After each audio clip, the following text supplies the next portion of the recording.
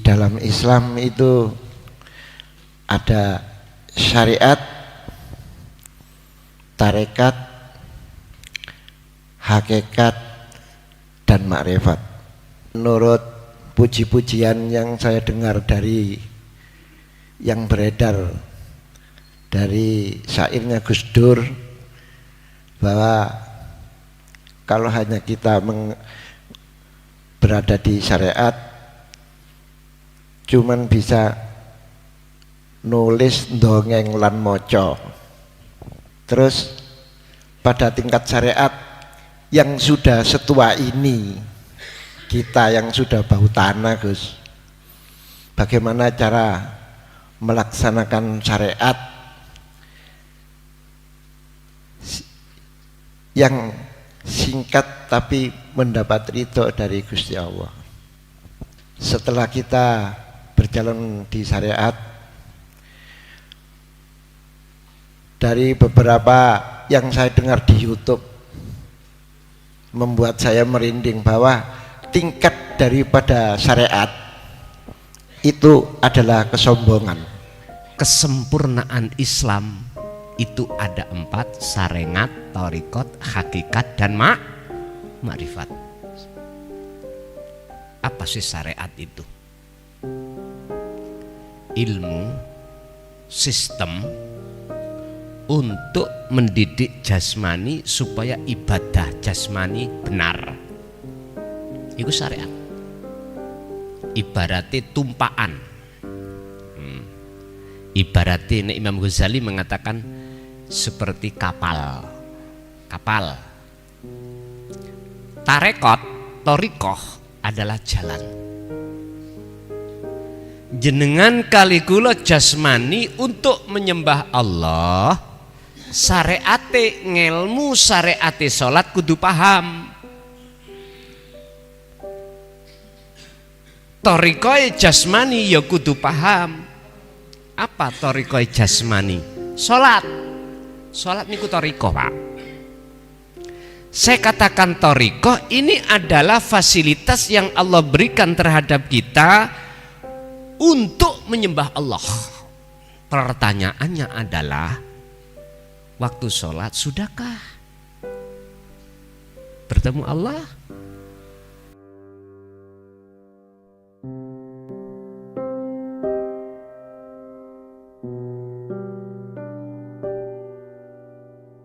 Assalamualaikum warahmatullahi wabarakatuh. Terima kasih atas waktu dan kesempatan yang telah diberikan kepada saya. Yang saya tanyakan ini ada hubungannya dengan firman Allah Subhanahu wa taala, insyaallah dalam surat Al-Ankabut ayat 45. Bismillahirrahmanirrahim. Innas sholata tanha anil faksya'i wal munkar. Sesungguhnya salat itu dapat mencegah perkara keji dan munkar. Akan tetapi kebanyakan orang-orang yang sudah melakukan sholat tetapi masih saja melakukan perbuatan maksiat. Sudah rajin sholat masih suka menjelek-jelekan orang lain, masih saja suka ke tempat-tempat hiburan. Nah, kalau firman Allah tidak mungkin salah, ya. Maha benar Allah dengan segala firman-Nya. Akan tetapi kita sudah melakukan sholat itu juga sesuai dengan tuntunan fikih, ya. Cara sujud dalam sholat.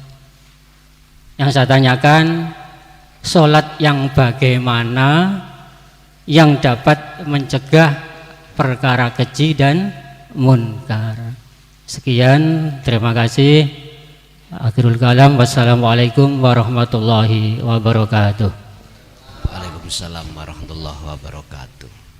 Sholat yang bagaimana yang bisa mencegah anil faksai wal munkar? Kalau sebelum menjawab, kalau proses dulu apa sih perbuatan faksa wal munkar? Ini ada dua pandang.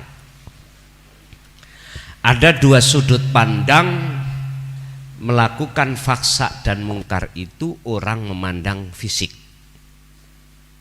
gitu, fisik maksiat dengan apa yang sudah disampaikan oleh Bapak penanya tadi. Mohon maaf, niki apa yang ku jelaskan sesuai dengan fakta di lapangan. Walaupun secara fisik kita meninggalkan faksa dan mungkar secara fisik, ya, secara fisik. Walaupun secara adab ilmu fikih, fuqaha, kita sesuai bagaimana caranya kita takbiratul ihram yang benar. Surutu sihhatis shalah wa arkanuha kafa, semua tercukupi. Nyuwun sewu, secara jasmani loh ya. Niki saya katakan secara fakta di lapangan. Iso ati iku hudur khusuk nang Allah. Meneng kabeh. Tak jawab mboten saged. Kalau faksa dan mungkar itu kalau kita berhenti di secara jasmani, kita harus tahu faksa wal mungkar secara rohani itu bagaimana perbuatan faksa rohani kita. Ini harus kita perhatikan juga. Tolong, sholat yang bagaimana yang bisa mencegah faksa dan mungkar? Ya sholat sing khusyuk.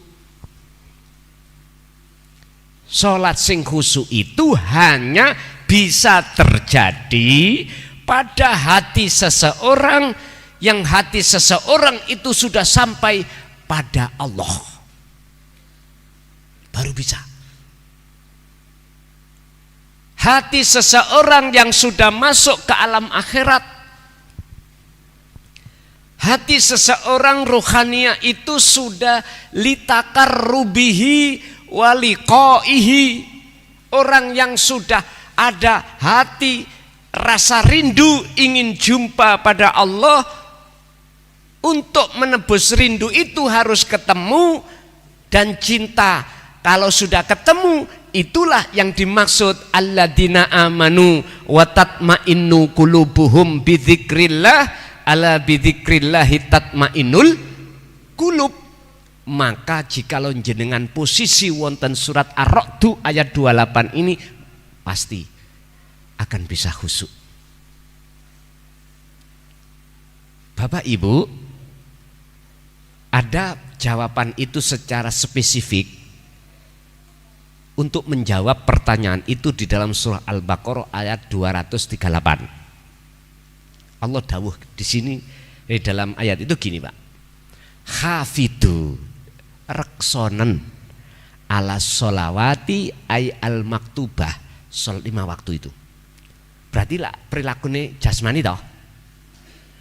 Ayat itu tidak berhenti.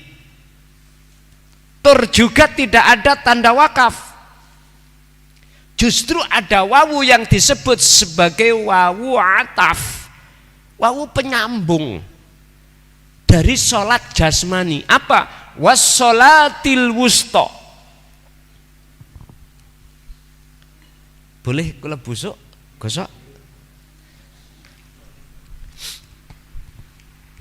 Menimben iku sepidole sing gedhi segini lho, makanya kula siap no. Masa sing mburi-mburi ini ben ketinggal, gak kok meripat tuwek, ngoten lho. Ngapunten nggih, kula ngeritik tapi membangun, ngoten lho. Terus sepidole ngoten, empun tumbas sepidol sing gak kena digosok. Wis ngeten mawon, timbang sampean repot-repot kula tak beto. Engko salah tambahan tuku sepidole. Sakno Pak Takmir engko.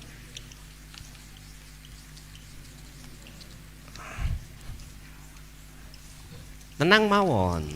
Sampeyan duduk manis. Pun kula sing gosok, kula sing nulis, wis tah penak-penak jari Basman nek nganut aku. Pun. Surat apa mau? Al-Baqarah ayat 238. Al-Baqarah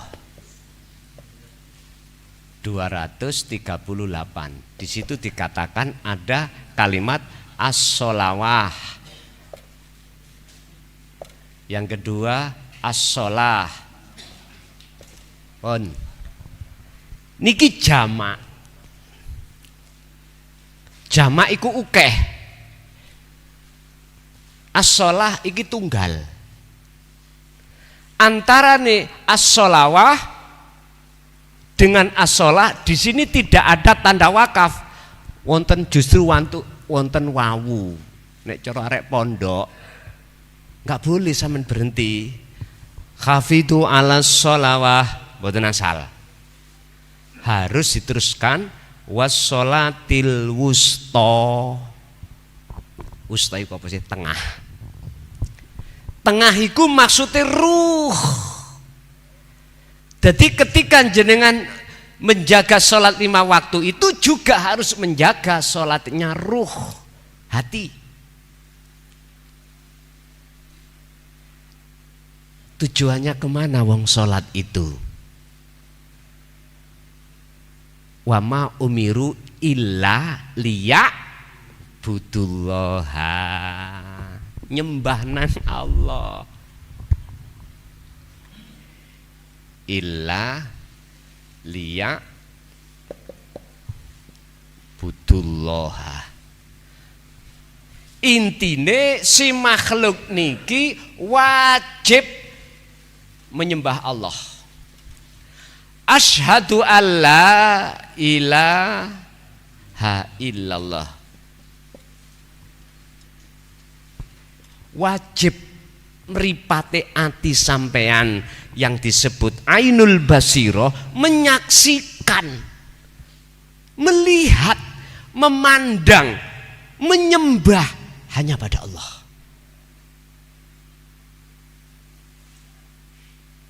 Nyatane di lapangan. Nyun sewu, jenengan kali kula sing durung dugi mriku mesti ati niku gambar-gambar donya mlebet. Telung perkara mang, garwa, anak, donya, bro. Ketika jenengan kali kula memandang dan bersaksi ati ini terhadap selain Allah, itulah faksa wal mungkar.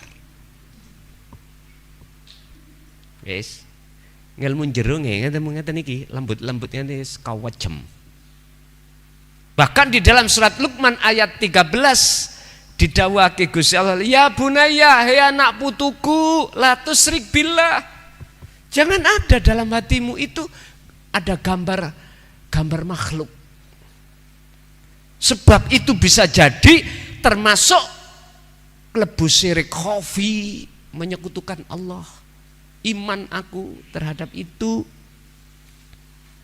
Inna syirka la dzulmun azim, sebab perbuatan itu termasuk mbah buyute dosa. Makanya boleh disebut faksa wal mung, niki perbuatane ruh. Cuman prosesnya ya kudu jenengan iki noto jasad iki ning nggone hukum syariat, terus noto roh iki ing mungguh hukum hakikat. Jenengan kali kula sing umur-umur ini mungkin tah mondok maneh. Halo, mboten mungkin tah? Niku generasi anak sampean kali kula ning pondok ibtidaiyah, sanawiyah, aliyah itu dipelajarkan tentang fikih. Jenengan kali kula niki wis kasep. Nek menurut kula syariat sampean sapiro yus kuwi. Sebab umur sampean kali kula kena dihitung jari, Pak. Ayo. Tinggal berapa tahun kita nggak ada yang tahu. Tinggal dikit. Nek menurut kula apa sing terpenting umur-umur saya sudah di atas 40? Ya penting no hubungan ati sampean langsung datang Allah. lewat wasilah niku. Di saat itu syariat sampean kali isoke misale mek 10%, ya 10%. Iso ya aku iki salat, poso, haji, liya-liyane gak iso. Wong salat kadang-kadang aku bagaimana caranya salat sing bener munggo syariat gak iso. Nyun sewu, wong sujud iku wajib driji sikil iku ngadep kiblat. Sujud niku lho. Niki nek cara ilmu fikih lho nggih. Dadi mboten angsal drijine sikil sampeyan niku mek ngantang ndukur mboten angsal, kudu nekuk. Ilmu fikih lho ya. Ilmu fikih. Lah sampeyan gak ngerti ngono. Sikil ku ngantang, wong gak ngerti diapakno katene. Makanya saya tanya, sampean iki ngapunten ingkang kathah. Lebih penting mana ruhaniyah dengan jasmaniyah? Monggo kersa. Nek menurut kula nggih, wis iso sampean niku sak pira tentang sarengat. Nek umpama sampean kali kula niku mentingno syariat sik, misale hakikate keri ati sampean nek wis ketuturan mati sinten tanggung jawab? Aku takok, sinten tanggung jawab? Ketika roh idza jaa ajaluhum la yastakhiruna sa'ah wa la yastaqdimun, sinten sing tanggung jawab? Aku bukan berarti geding ambek ilmu syariat, ndak, mboten. Lebih baik sampean ikut syariate yo apik, hakikate luwih apik maneh. Ngoten lho dulur. Saiki ayo dipikir pertimbangan umur, Pak. Bagaimana Gusti Allah dawuh dalam surat Az-Zumar 54, kalau kita kembalinya mati itu dalam posisi ruhaniyah masih buta pada Allah, bagaimana, Pak? Terus andai kata kita misalkan berani mengatakan dandanano syariat musik, padahal yang kita ajak ngomong iku orang yang sudah berumur. Engko nek umpomo sedo durung dandani ruhaniyah, wani tanggung jawab? Ayo, saged nulung tah ruh dalam kegelapan. Ayo dipikir. Saya katakan sekali lagi, bab masalah ilmu fikih jenengan iki sampak fatkul muin tentang sholat. Wis fatkul wahab, wis tak notok kon niku. Bab hadis sampean iku seluruhnya kuasai. Bab Quran, kitab apapun kuasai. Ingat, jikalau ruhaniyah jenengan belum terlibat fi bahrit tauhid, aku kepingin tahu jawabannya. Waktu sholat ati sampean kali kula gak iso khusuk, gak mensaket, gak percaya, takonono nang gone wong sing tak maksud niki wau. Jawabane napa? Isih mboten saged. Niki lho, Pak. Makanya minimal jenengan kali kula kalau sudah mengenal tentang masalah tauhid, kitab hikam itu dibuka. Itu petunjuk bagaimana di dalamnya itu cara sholat yang bisa khusyuk itu ada di situ. Ada beberapa pelajaran-pelajaran yang mendukung atas jawaban ini. Artinya, Pak, mohon maaf, disuruh dandani sholat secara syariat, monggo sampeyan dandani, tapi ojo kok lalekno sholati ruhaniyah. Sholat secara hakikat nang Allah ini bagaimana? Sebab ayatnya setelah hafidu ala sholawah was sholatil wusta baru wonten tanda wakaf. Setelah itu ada perintah wakumu lillahi qanitin ay khashiin, jalankanlah sholat itu dengan keadaan khusyuk. Artinya menurut kami khusyuk niku wajib. Mana yang berani mengatakan sholat khusyuk itu wajib? Mboten enten. Karena ilmune iku sik ngambang secara jasmani saja. Coba kalau sudah terlibat di dalam ilmu rohani, ilmu tauhid, baru nyandak niki. Kalau sholat iku wajib hukumi khusuk. Tarkibe khusuk bagaimana toh? Jeneng ketemu Allah. Enak ndi mangan singkong beneran ambek mangan roti ngimpi. Pinter, cerdas jawabannya. Enak makan roti bener, artine syariat sampean oke, hakikatnya ya oke. Itulah Rasulullah Sallallahu Alaihi Wasallam. Yes. Kita belajar menteladani beliau itu semampu kita, Pak. Untuk dipadakno Kanjeng Nabi susah, nggih. Sing penting ayo wa anibu ila rabbikum wa aslimu lahu. Kembali kepada Allah, karena itulah teladani Rasulullah. Sebab Rasulullah juga sudah memberikan satu pengajaran, kul in kuntum tuhibbunallaha fattabi'uni yuhibbukumullah. Surat Ali Imran ayat 31. Jikalau kau ingin menjalin cinta pada Allah, ikuti caraku, ikut Rasulullah. Fattabi'uni yuhibbukumullah, ikuti aku, ikuti caraku. Itu tadi, liman kana yarjullaha wal yaumal akhira wa dzakarallaha katsiran. Jikalau kau betul-betul mengikuti aku, syarat yang disembunyikan di dalam ayat ini, jawabnya muncul, yuhibbukumullah. Yuhbib bakal ndadekake kekasih kum ing sira kabeh sapa Allahu Gusti Allah. Nah, terus bagaimana selingkuh dosaku Gusti sing puluhan tahun niki gitu. Ampun khawatir, ayate wonten wa yaghfir lakum dzunubakum. Dzunub jamak ndugi dzambun. Nek dzambun niku dosa situk, nek dzunub pirang-pirang dosa sing gak kena diitung niki. Dosa sing gak kena diitung.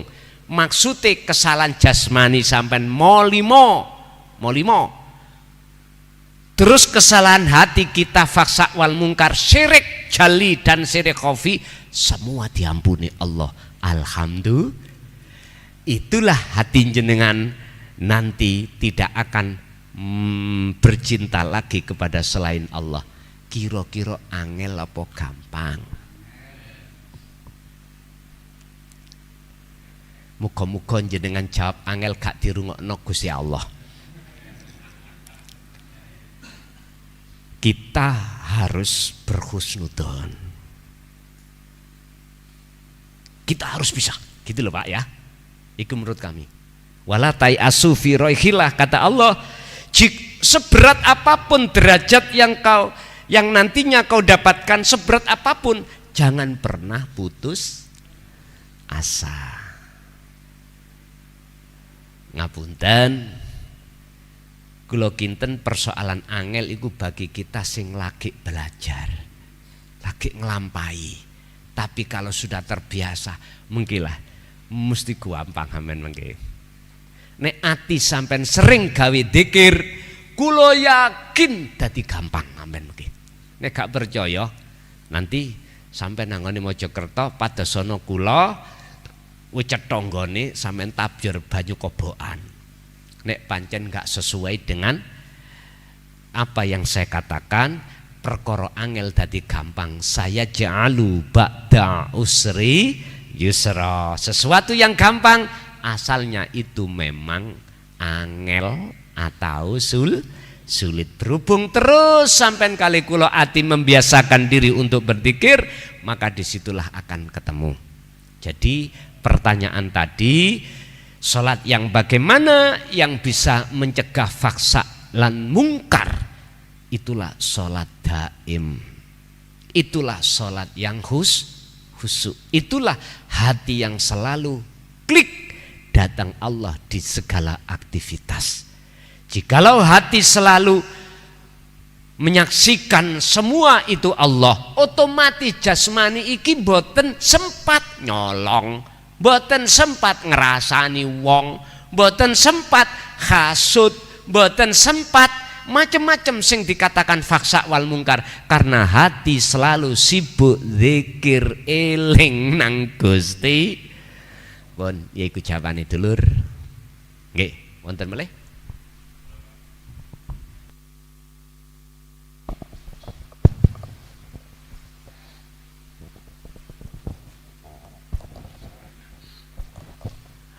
Assalamualaikum warahmatullahi wabarakatuh.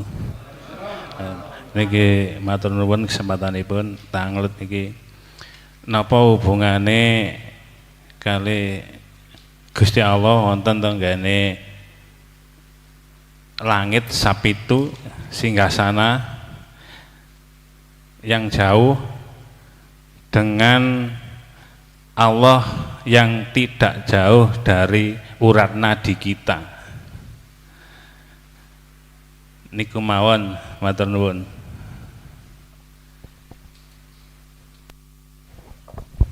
Apa hubungannya terkait Allah dekat dan Allah jauh? Ngeten Pak. Allah jauh itu bagi hati kita yang belum mengenal atau duweni ati ingin marek lan ketemu Allah. Iku bagi kita jauh. Makanya jangan heran kalau kita omong-omongan sama teman nek bab masalah takdir opo jarine ndukur. Lah ngoten nggih? Mesti ndutin ndukur. Karena kita hati masih merasa Allah itu jauh. Ya golongan kita yang ada di umum niki Pak. Dan itu proses memangnya, enggak salah. Menurut saya enggak salah, proses. Yang namanya proses belum selesai. Tapi bagi golongan khos, berarti golongan yang sudah hati ini memikirkan untuk kembali kepada Allah, mendekat. Di situ nanti kita akan melewati 3 hal: alam muraqabah, alam fana, alam ma'rifat. 3 hal ini pasti jenengan lampahi niki mengki. Lah, bagi golongan yang ada di sini disebut golongan khos, Allah sudah tidak merasa jauh Pak. Makanya Islam, iman, ihsan. Kalau iman kita melaksanakan perintah Allah dan meninggalkan larangan. Bentuk iman kita dibuktikan kita taat menjalankan apa perintah dan meninggalkan larang. Iku bentuk iman.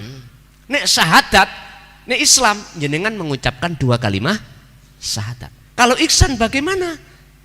Anta budallaha ka'annaka lahu taro. Iku isinya ruhaniyah, wis gak ngomong jasmaniah. Isinya hati. Ketika kau menyembah, kata Rasul, seakan-akan kamu bisa melihat Allah. Jikalau belum bisa, kau di dalam hati ada satu perasaan atau merasa selalu dilihat oleh Allah. Jenengan Pak nyun sewu, waktu sepedaan motor gak helman lo ya. Terus sampai niku merasa dilihat polisi, bingung mboten? Bingung sampean. Tapi sampean kalau nggak merasa dilihat polisi, padahal polisinya melihat, jenengan koyok-koyok gak duwe salah. Lah ngoten ta? Rasa wedi mboten enten. Karena tidak tahu kalau dilihat polisi. Wong polisi niku lho amping-amping ning pager. Dengkek sampean, arepe ditilang. Tapi jikalau jenengan merasa dilihat polisi, gak mungkin jenengan gak helman. Mesti helman. Iku logikanya seperti itu. Kalau jenengan sudah merasa selalu dilihat Allah, gak mungkin jenengan akan melanggar aturan Allah. Barometernya ada di situ, Pak. Jadi apa hubungannya antara Allah itu jauh di singgasana sana? Ini karena kelas kita, Pak. Kelas kita berhubung kelas am itu kelas umum. Ya mesti mengatakan Allah jauh. Lah berhubung jenengan kelas khos, mesti Allah sudah nggak jauh lagi. Lah sekarang sing terpenting bagaimana proses kelas am kita itu pindah ke khos. Niku terserah jenengan. Ingat, Rasulullah tidak pernah memaksakan diri terhadap seseorang yang asalnya am untuk menuju khos. Dipaksa, nggak ada. La ikraha fiddin qad tabayyana rusdu minal ghoi. Tidak ada paksaan, Pak, untuk menerima ajaran yang membebaskan hati dalam keadaan gelap menuju terang benderang. Ini nggak ada paksaan.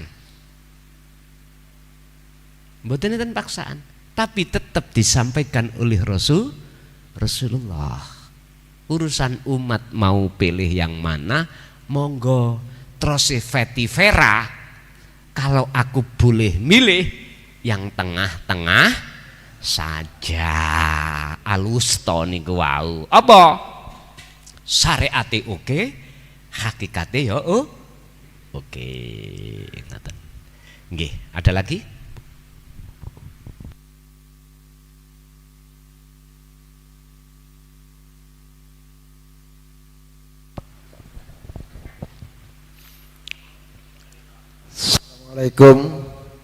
Assalamualaikum warahmatullahi wabarakatuh.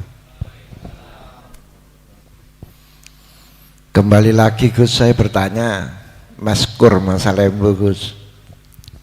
Sebelumnya saya ucapkan asyhadu an la ilaha illallah wa asyhadu anna Muhammadar Rasulullah.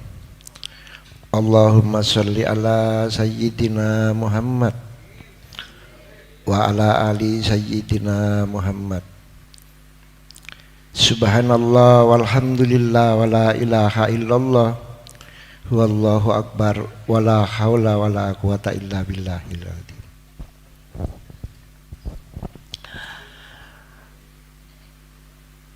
Saya ingin bertanya, di dalam yang saya dengar selama ini dari para guru, juga saya melihat dari YouTube,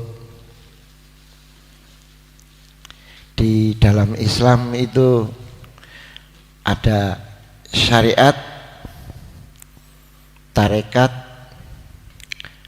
hakikat, dan makrifat.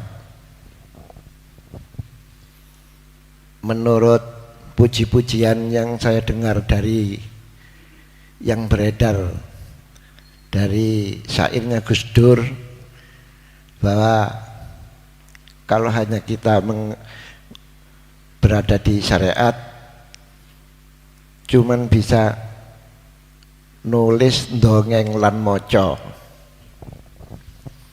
Terus pada tingkat syariat yang sudah setua ini, kita yang sudah bau tanah Gus, bagaimana cara melaksanakan syariat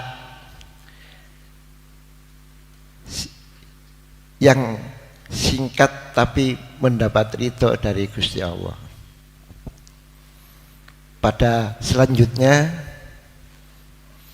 setelah kita berjalan di syariat, dari beberapa yang saya dengar di YouTube membuat saya merinding bahwa tingkat daripada syariat itu adalah kesombongan.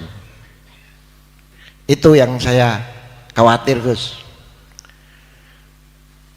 Dan pada selanjutnya ada yang namanya tarekat Gus. Untuk bisa ke tarekat kita harus dibaiat oleh seorang mursyid Gus. Setelah dibaiat nanti hati kita akan digerakkan oleh mursyid agar selalu berzikir secara otomatis dan mengingat kepada Allah. Sedangkan cara-caranya nanti ditentukan oleh guru mursyid dengan ketentuan yang ada. Terus bagaimana Gus cara menentukan guru mursyid yang original, yang asli, tidak abal-abal dengan yang imitasi. Soalnya zaman sekarang banyak penipuan, jangankan pada yang lain, sedangkan pada mursyid saja kita harus memilih mana yang asli, mana yang tidak. Dari hasil tarekat nanti akan mendapatkan ilmu hakikat. Ilmu hakikat yang seperti apa, Gus? Yang seharusnya kita ketahui. Untuk ma'rifat itu Gusti Allah yang menentukan. Pada pertanyaan yang kedua, Gus, saya mau tanya, ilmu dirut tauhid, Gus, dalam kehidupan sehari-hari penerapannya gimana, Gus? Cuman 2. Terima kasih, Gus. Assalamualaikum warahmatullahi wabarakatuh. Waalaikumsalam warahmatullahi wabarakatuh. Ya ayyuhalladzina amanu khulu fis-silmi kaffah. Al-Baqarah 115. Kalau enggak salah. Kok 115? 208, mohon maaf. 208.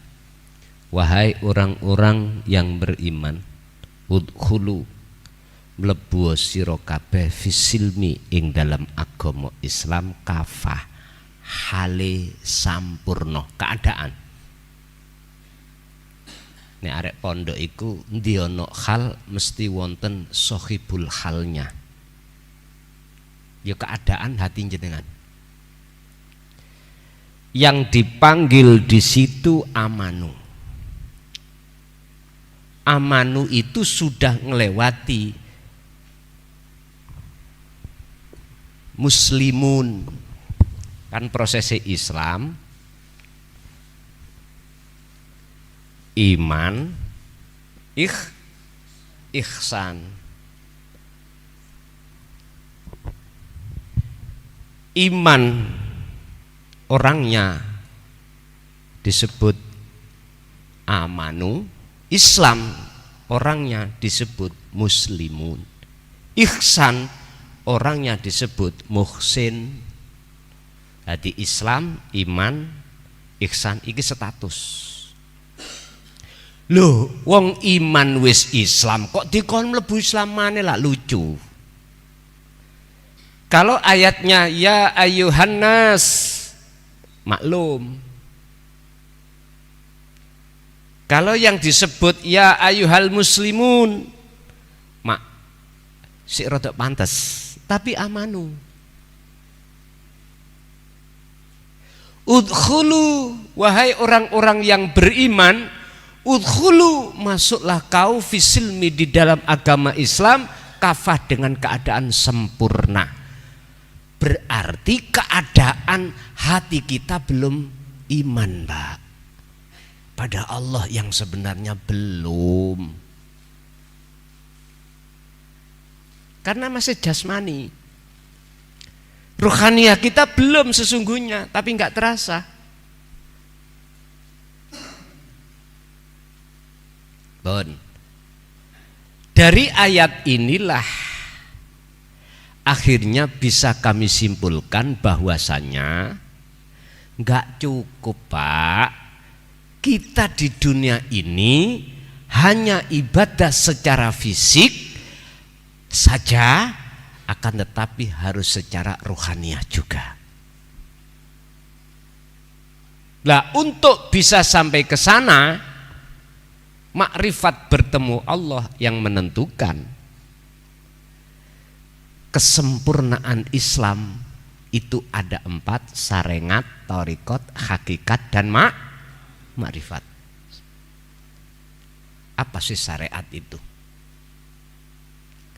Ilmu, sistem untuk mendidik jasmani supaya ibadah jasmani benar. Itu syariat. Ibaratnya tumpaan. Ibaratnya Imam Ghazali mengatakan seperti kapal. tarekot, torikoh adalah jalan. Jenengan kali kula jasmani untuk menyembah Allah, syariate ngelmu, syariate salat kudu paham. Torikoy jasmani ya kudu paham.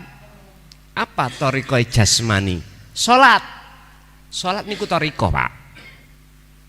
Saya katakan toriko ini adalah fasilitas yang Allah berikan terhadap kita untuk menyembah Allah.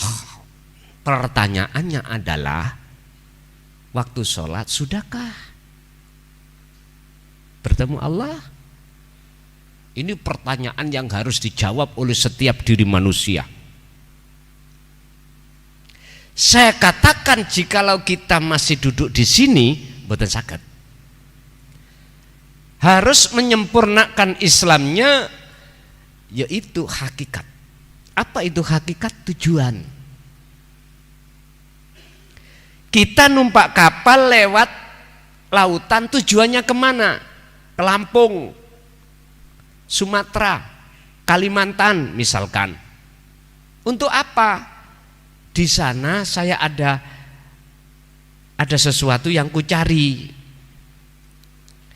Ketika saat kapal berlayar, syariat melaku nang torikoh, hakikat itu adalah tujuan. Iki kalau yang benar ya, tahu tujuannya. Apa tujuannya? Bertemu dengan apa yang kita cari. Ke Sumatera tujuanmu apa? Oh, di sana saya mau beli kambing, kulaan kambing. Kalau sudah sampai pada Sumatera dan ketemu kambing, maka inilah nyatanya hakikat, disebut makrifat. Sekarang sholat. Sholat ikut torikoh, jalan. Kalau hati kita belum bisa menjawab bertemu Allah, berarti tolong pelajari tujuan. Apa tujuan ini? Hakikat.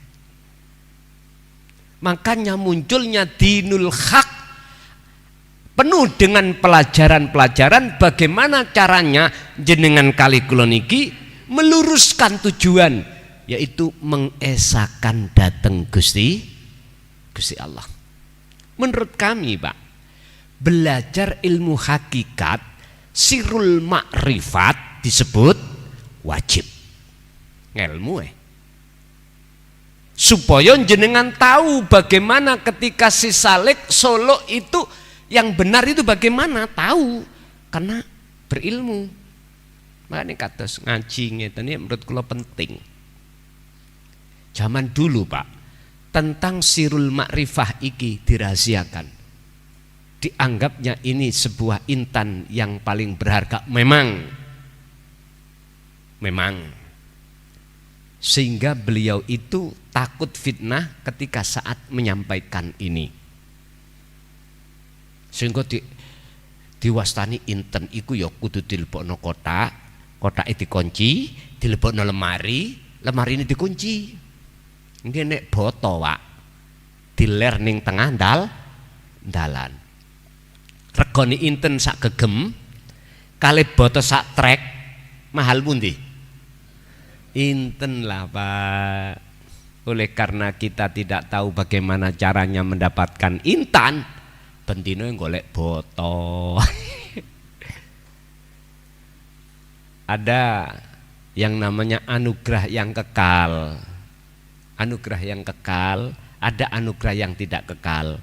Oleh karena anugerah yang kekal kita tidak tahu caranya untuk mendapatkan, ya sudah, kita dapat yang tidak kekal. Ar-Rahman, anugerah Allah yang tidak kekal. Bojo ya bakal pisah, anak bakal pisah, sugih notok langit bakal pisah, jabatan dadi presiden bakal pisah. Mungkin jenengan eling zamane Pak Harto nggih, berapa puluh tahun. Koyok-koyok lah kayak esok leren ya. Bisa. Terus kita berbangga diri dengan anugerah yang tidak kekal, manfaatnya apa? Makanya tadi puncak daripada kita yang masih duduk di syariat adalah takabur. Sombong karena ilmunya, sombong karena pengetahuannya, sombong karena dunianya, sombong. Wis pasti Pak iku gak kena enggak. Karena ini rumus alhaakumut takatsur. Hati jikalau berbangga diri terus dengan dunia, maka menjadikan hati lalai pada Allah. Sampai kapan? Hatta zurtumul, sampai ya udah, iki nas Allah dalam Al-Qur'an. Lah, bagaimana kita mencari mursyid yang sejati? Pak nyun sewu, atas pertanyaan ini dengan terpaksa aku jawab. Katanya antara mitasi dengan original. Mursyid sing asli iku mursyid yang langsung diangkat Allah.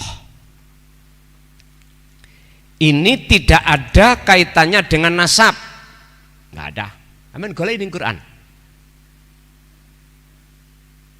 Ini tidak ada kaitannya dengan apapun. Allah mengatakan nurun ala nurin yahdillahu linurihi mayyasha man, terhadap orang yasa'u kang menghendaki sapa Allah ingman. Siapapun bisa. Tapi mereka yang dikehendaki oleh Allah. Enggak ada di dalam Quran satupun ngebabno tentang nasab yang jadi mursyid, enggak ada, Pak. Mboten wonten. Bahasanya itu adalah orang yang Allah pilih. Lah, niki kan sifatnya kan nakiroh. Mboten nakiroh itu umum. Siapapun bisa, mana yang Allah pilih. Cuman di situ ada kategori. Man huwa, siapa yang Allah pilih? Yastami'unal qaula fayattabi'una ahsanahu. Az-Zumar 18. Itulah orang-orang yang ketika saat telinganya mendengar seruan Allah yang dilewatkan baginda Rasul, dia beriman. Wa fayattabi'una ahsanahu, lalu dia melaksanakan. Sebab jari wong Jawa ana wong mlebu kabarku mlebu kuping tengen metu kuping iku adalah sami'na wa asoina. Tapi ada satu, sami'na wa ata'na, ketika dengar telinga kiri atau kanan langsung masuk di dalam hati. Siapa yang dimaksud mursyid yang original? Yaiku mursyid sing atine sing niki sing dipilih Allah ya. Mboten sing diangkat menungso lho ya. Mboten. Yaiku mursyid tondo-tondone sing atine wis gak kesensem, wis ora tersilaukan taksirud dunya, sing wis gak kesensem atine perkara gebyare dunya. Sebab posisine ruhnya mursyid itu ono akhirat. Sing sapa wonge sudah tahu keindahan alam akhirat, maka keindahan alam dunya itu adalah fana. Artinya fana pun boten indah. Bapak-bapak kalau sudah ketemu bidodari garwa sampean ayune ning dunya nomor 1, sik kalah. Ibarat ngoten niku. Lah jenengan neladani Rasulullah ini supaya ruhaniyah sampean itu bisa masuk wal yaumal akhirah. Kalau sudah masuk ke alam akhirat, maka disitulah indahnya alam dunya tadinya itu langsung saknalika hilang. Laksana malam hari ini srengenge mboten medal, tapi lampu-lampu ini bersinar, akhirnya gelapnya hilang toh Pak? Padang ya. Coba sampai besok jangan dimatikan lampu ini.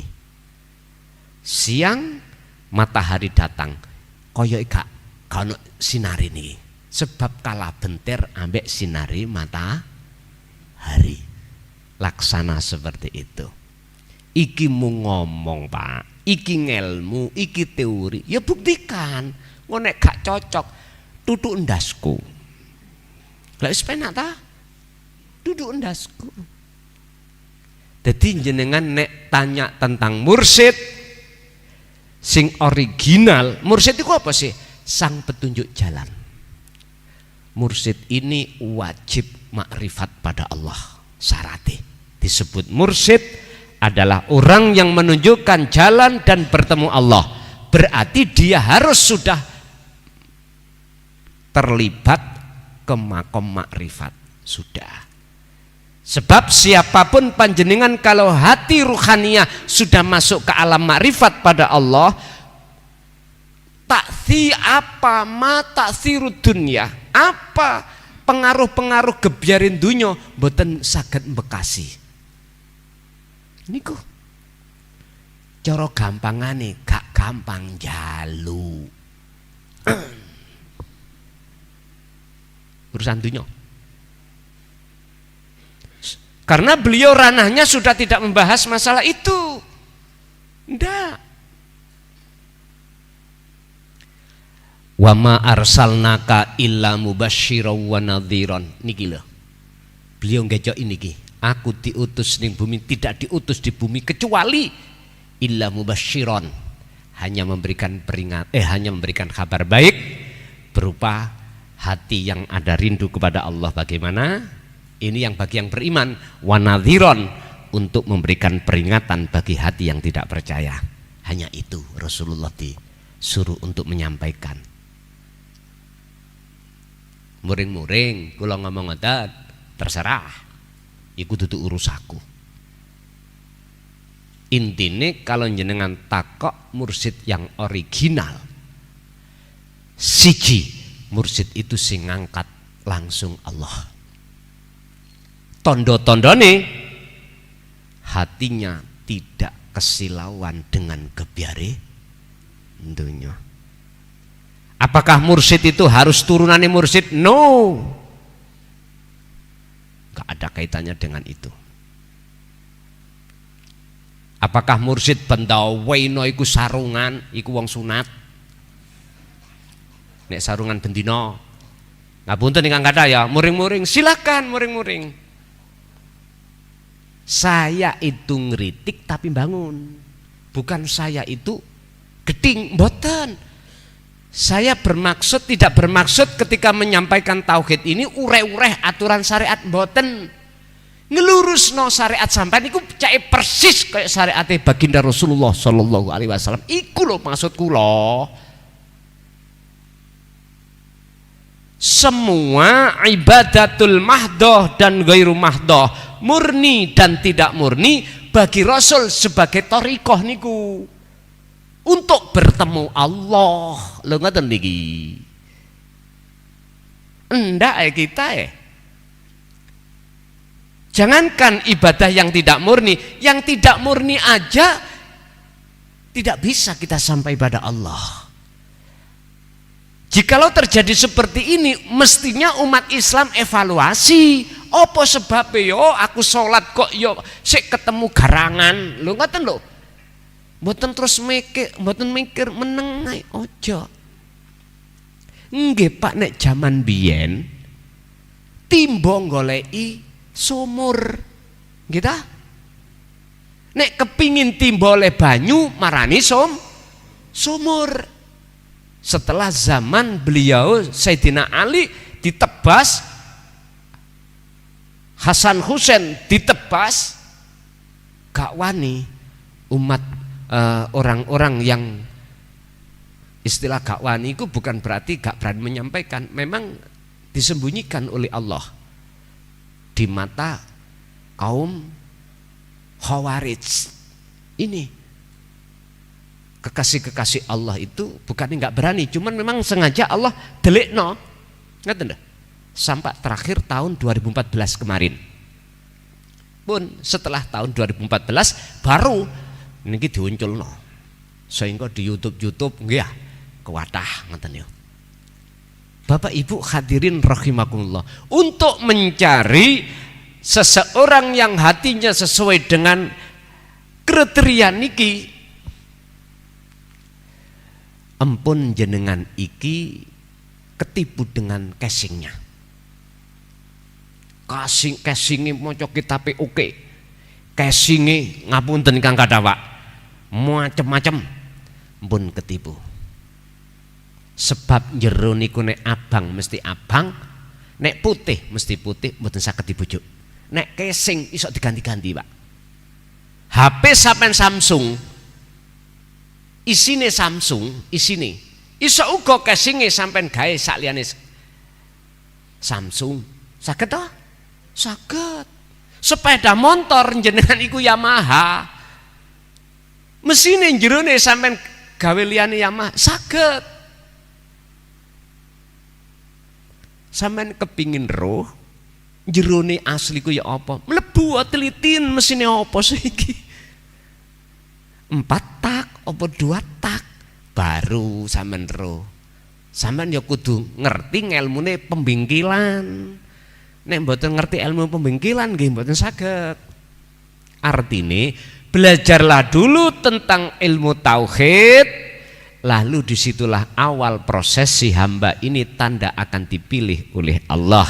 Manakala hamba ini fayattabi'una ahsanahu, melaksanakan tahapan-tahapan apa yang kusebut tadi sampai wa dzakarallaha katsiran. Sing luwe pawayah itu, Pak. Ngapunten, kita berbangga diri dengan nasab. Hati ini enggak terasa takabur.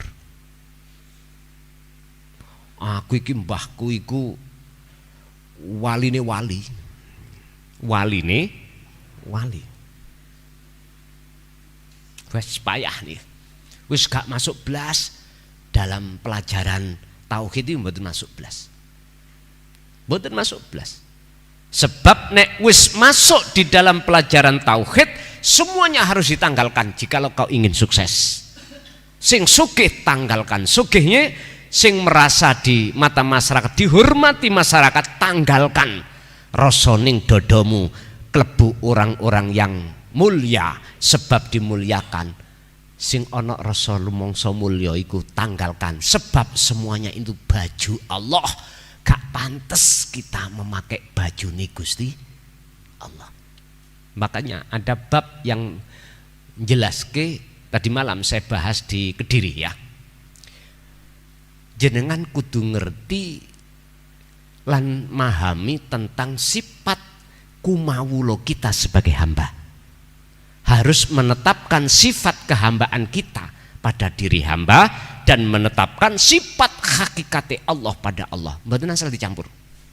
Li ubudiyatika, Anda harus tahu tentang bagaimana sih status si hamba. Tadi saya buka, hamba iku makhluk gak duweni sifat wujud. Nek gak duweni sifat wujud, otomatis kudrat, irodat, ilmu, hayat, sama, basor, kalam yang disebut sifat ma'ani ing dodo sampean wis metu ya. Wis gak rumangsa iso ngene, iso ngunu, karena semuanya milik Allah. Nggih ngapunten, kita enggak terasa jikalau kita itu masih merampas memakai baju Allah. Itu dolim. Kita enggak merasa karena keterbatasan pengetahuan kita terhadap Allah. Makanya bagaimana hukumnya seseorang untuk belajar ilmu tauhid? Nek menurut kami wajib. Jikalau dia betul-betul menyempurnakan Islamnya. Nggih. Masih ada?